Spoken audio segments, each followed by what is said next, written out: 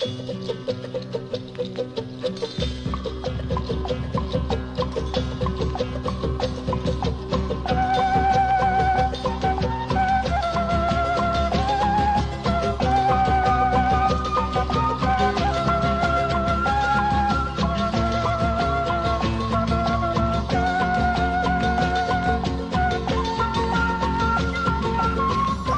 la llegada de los españoles y la conquista de México surgieron grandes cambios sociales y culturales. Hay que recordar que la cultura de los conquistadores era una mezcla de otras culturas, como la de Oriente, Grecia, Roma, el Islam e inclusive la judía. Los españoles, cuya cultura estaba basada en la religiosidad y la guerra, llegan con ansias de riquezas y enarbolando la cruz como escudo y con una amplia experiencia en conquista y colonización de los pueblos.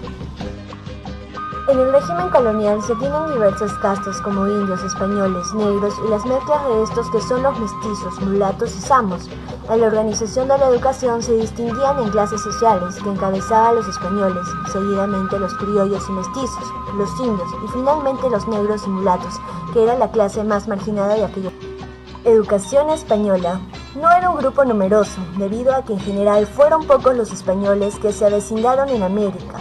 Los españoles que venían directamente desde España recibían el nombre de peninsulares y generalmente ocupaban cargos en el gobierno. Estaban relacionados con la iglesia o bien el ejército, o se dedicaban al comercio. Estos tenían la educación más privilegiada de toda la colonia. La aristocracia estaba integrada por los peninsulares, los criollos y algunos mestizos. Ellos eran los dueños de las tierras por ser descendientes de los conquistadores. Además, tenían el poder en sus manos, gozando de relativa riqueza y de un buen nivel cultural. Ellos optaban los cargos públicos. Habían blancos que pertenecían a los sectores medios de la ciudad, se trataban de comerciantes y artesanos, pero estos no influían en alguna de las decisiones del gobierno.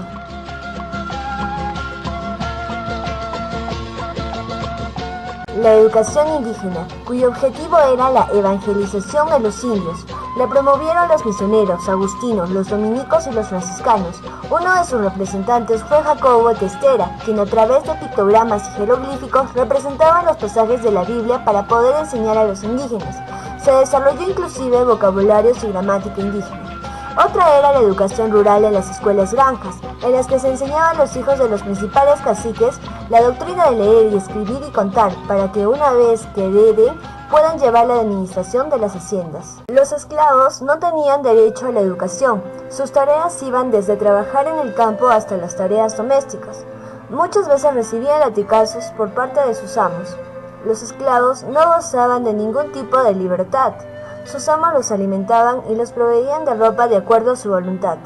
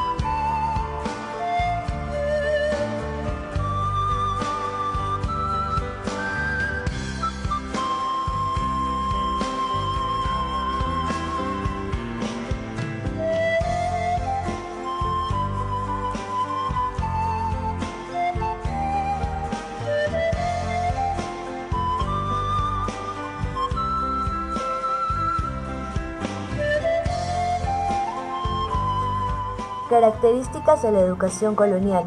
Era elitista, debido a que el acceso a la educación fue un privilegio de clase, al que solo tenían acceso los miembros de clases dominantes, españoles, criollos ricos y caciques.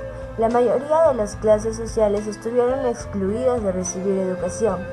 Era dogmática y absolutista, debido a que era impuesto por el Estado y no podía ser cuestionada. Era memorística. dado que la metodología educativa se basaba en la repetición textual de las lecciones y enseñanzas impartidas por el maestro.